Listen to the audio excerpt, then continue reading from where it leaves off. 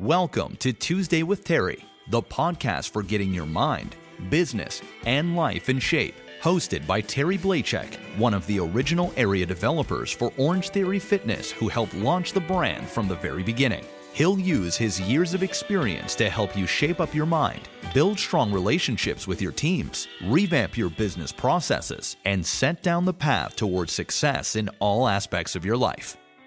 Good morning, everybody, and welcome to another Tuesday with Terry. It's great to be here. I'm talking to you live from Austin, Texas, where the sun is hot, the barbecue is fantastic, and all the drinks are free over here. Come on in and join us. We'd love to have you visit our town. We enjoy it when folks come in and visit us over here.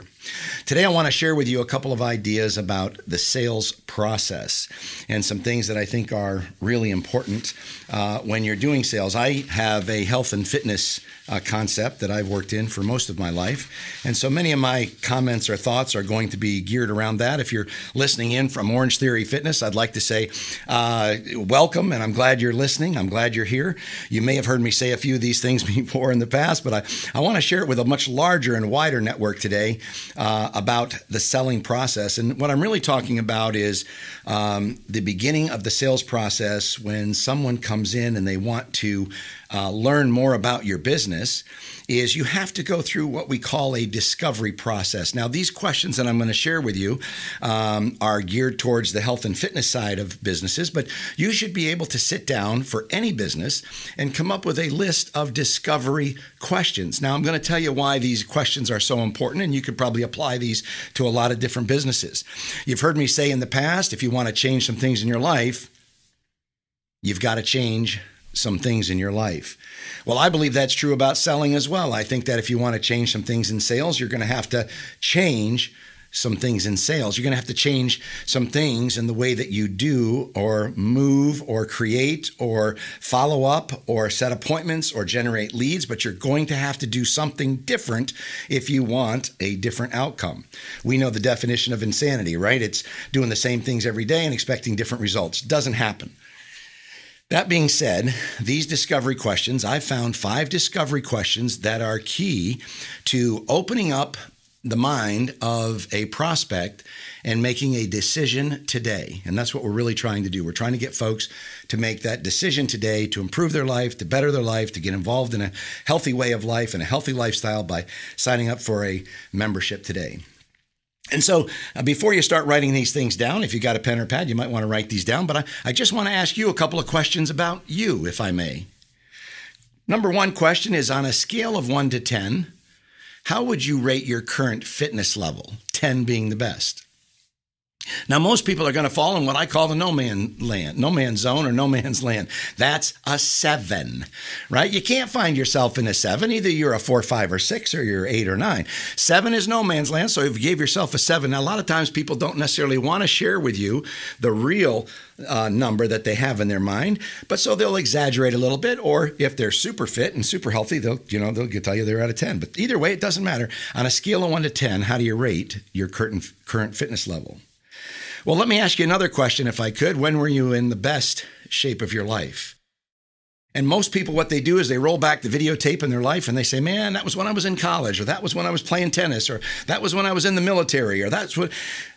Fantastic. And I get them to start thinking about them in the best shape of their life. Let me ask you question number 3 is, what were you doing then that you're not doing now? Oh, I was playing tennis twice a week. I was golfing twice a week. I tell you, I was working out 4 times a week. I was in the military, and we had physical training every single morning. That's when I was in the best shape.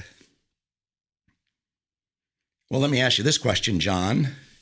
If nothing changes, do you think things are going to get better, or do you think things are going to get worse? And the answer to that question most of the time is they shake their head and they say, nothing ever stays the same. It's probably getting a little worse. The longer I put it off, the longer I procrastinate, things are probably deteriorating. I'm not getting stronger. I'm not getting fitter. I'm not getting healthier on the inside.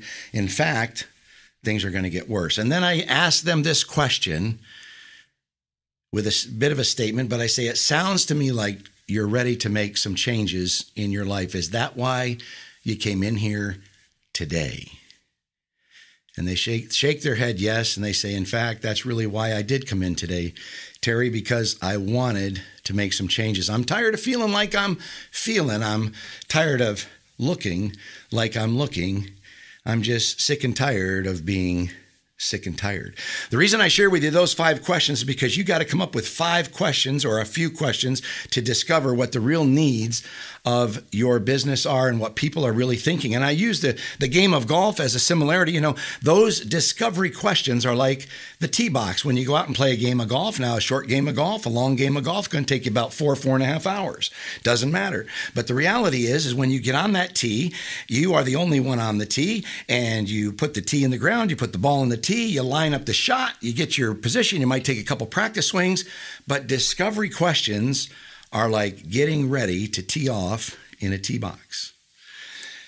Second thing I want to share with you today is I want to talk to you about what I call pre-close questions that you can use. Pre-close questions are not, the final question. And again, remember, 73% of people don't ask for the sale. They're afraid of rejection. And many times that's why people fail or they don't make the sale. I have a whole presentation. My next presentation is going to be on that. Just a little teaser is 10, 12 ways to actually ask for the sale. But my point is, before you get to that point, you've got to test the waters. You've done this. You've gone out to the pool on a Saturday or a Sunday, and you put your foot in the water, and you go, oh, is that water temperature down? Okay, it might be a little bit cold. It might be a little bit too warm, or it might be just right. My point is, you've got to ask some pre-close questions. And what that does, if you tell everybody how great your product is, then they don't necessarily believe that. They believe you're doing that because you wear the shirt, you wear the name tag, you wear the uniform, and you get paid by that company. Therefore, that's what you say. So the key in pre-close questions is asking them and getting them to tell you what they like best about your product or your service. Let me give you an example. When we ask, when someone gets done working out in our business, we finish up and we go in and we talk with them and we say, let me ask you a question, Marilee, what was the best thing about the workout? Now, we don't ask them what they think about it because buying is an emotional decision. We ask them how they feel about it. How'd you feel about the workout? And again, it's emotional. So they said, I thought it was great. I thought it was fantastic. I liked the coach. I liked the music. I liked the variety. I couldn't believe the hour went by that quick. Second question, what else or what specifically did you like about the workout? And they tell us music, coach, equipment. Well, what else did you like? And I keep fishing and fishing and fishing. And I ask them, what else, what else, what else? And they end up telling me all the things that they really liked about the program. You can do that same thing just before you go in and ask for the sale. You ask people what they liked about your product. You ask people what they liked about the service.